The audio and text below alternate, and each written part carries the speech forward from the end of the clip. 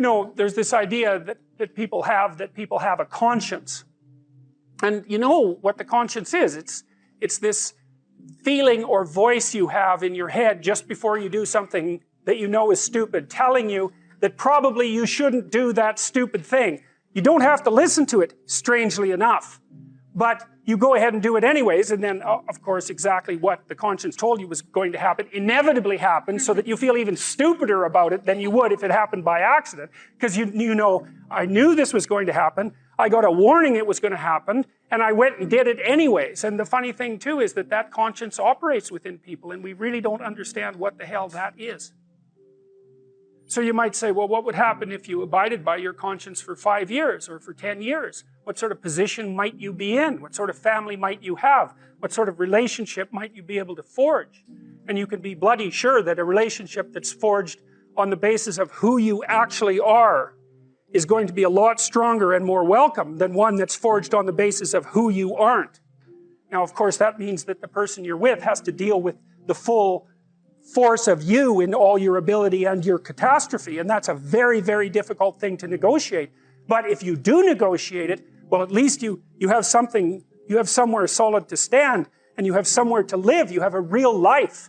And it's a great basis upon which to bring children into the world, for example, because you can have an actual relationship with them instead of torturing them half to death, which is what happens in a tremendously large minority of cases. Well, it's more than that too, because, and this is what I'll close with, and this is why I wanted to introduce Solzhenitsyn's writings to you. You see, because it isn't merely that your fate depends on whether or not you get your act together and to what degree you decide that you're going to live out your own genuine being. It isn't only your fate, it's the fate of everyone that you're networked with. And so, you know, you think, well, there's 7 billion people in the world. We're going to peak at about 9 billion, by the way, and then it'll decline rapidly, but 7 billion people in the world, and who are you? You're just one little dust mote among that 7 billion, and so it really doesn't matter what you do or don't do, but that's simply not the case. It's the wrong model, because you're at the center of a network. You're a node in a network. Of course, that's even more true now that we have social media. You'll know 1,000 people, at least over the course of your life. And they'll know 1,000 people each, and that puts you one person away from 1 million, and 2 persons away from 1 billion. And so that's how you're connected, and the things you do, they're like dropping a stone in a pond. The ripples move outward, and they affect things in ways that you can't fully comprehend, and it means that the things that you do and that you don't do are far more important than you think. If you can teach people to stand up in the face of the things they're afraid of, they get stronger. And you don't know what the upper limits to that are, because you might ask yourself, like, if for 10 years, if you didn't avoid doing what you knew you needed to do, by your own definitions, right, within the value structure that you've created to the degree that you've done that, what would you be like? Well, you know, there are remarkable people who come into the world from time to time, and there are people who do find out over decades-long periods what they could be like if they were who they were, if they spoke their being forward. And they get stronger and stronger and stronger, and we don't know the limits to that. We do not know the limits to that. And so you could say, well, in part, perhaps the reason that you're suffering unbearably can be left at your feet, because you're not everything you could be, and you know it.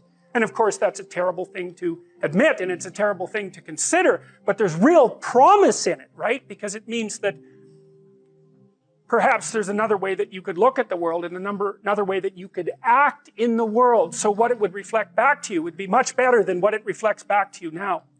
And then the second part of that is, well, imagine that many people did that, because we've done a lot as human beings. We've done a lot of remarkable things, and I've told you already, I think before, that today, for example, about 250,000 people will be lifted out of abject poverty, and about 300,000 people attached to the electrical power grid. We're lifting people out of poverty collectively at a faster rate that's ever occurred in the history of humankind by a huge margin. And that's been going on unbelievably quickly since the year 2000. The UN had planned to have poverty between 2000 and 2015, and it was accomplished by 2013.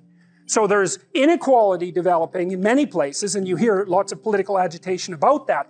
But overall, the tide is lifting everyone up, and that's a great thing, and we have no idea how fast we can multiply that.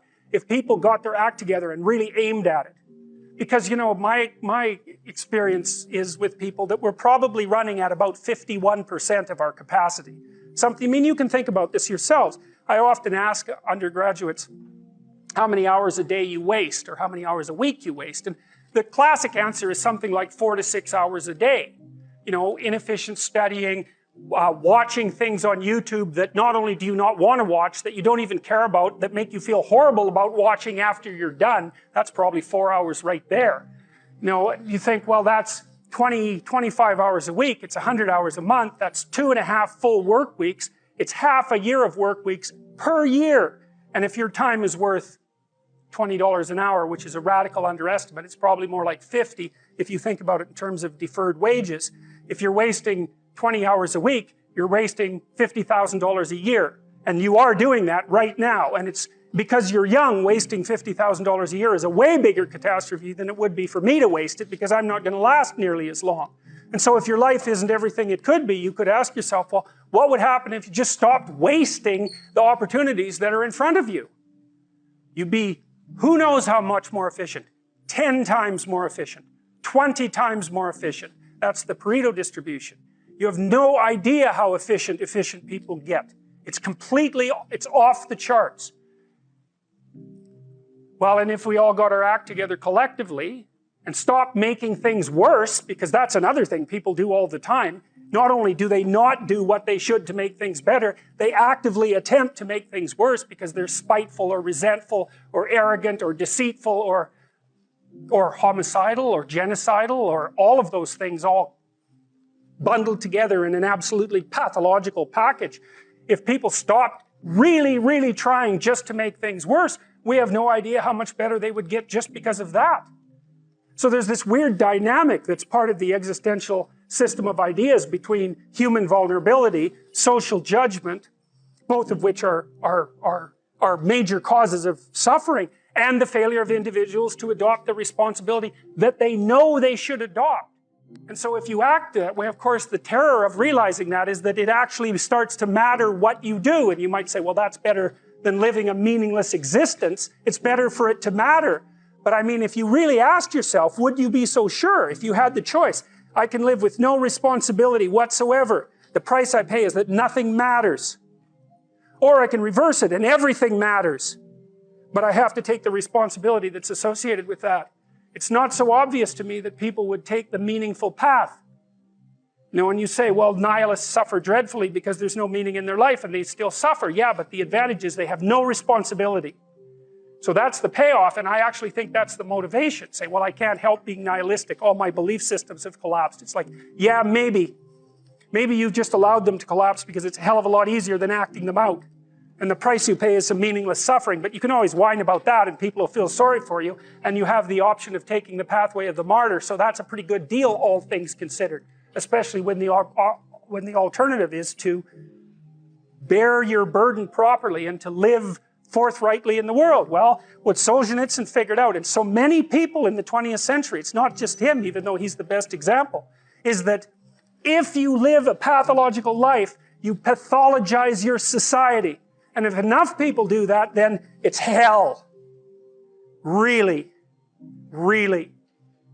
And you can read the Gulag Archipelago if you have the fortitude to do that, and you'll see exactly what hell is like. And then you can decide if that's a place you'd like to visit, or even more importantly, if it's a place you'd like to visit and take all your family and friends.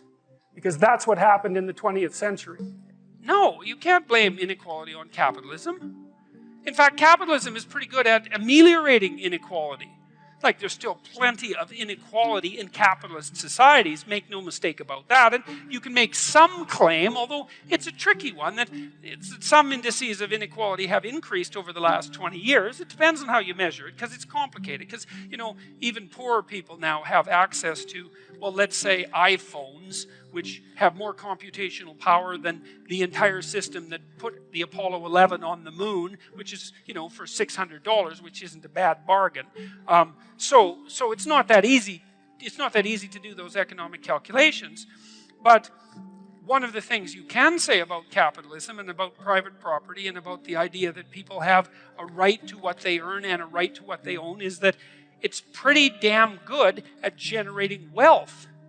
And the wealth isn't equally distributed by any stretch of the imagination, but a fair bit of it goes to the bottom, and that's why we're seeing, well, a relative dearth of tremendous deprivation. And you might say, well, we want to squeeze out that last bit of inequality, and it's like, well, maybe we do, and maybe we don't. It's not so obvious. First of all, because even if we did want to, we don't know how. And we certainly do know that if there are some ways that if we go about it, then things really go to hell in a handbasket really fast. And everyone ends up equal because they're all starving and dead.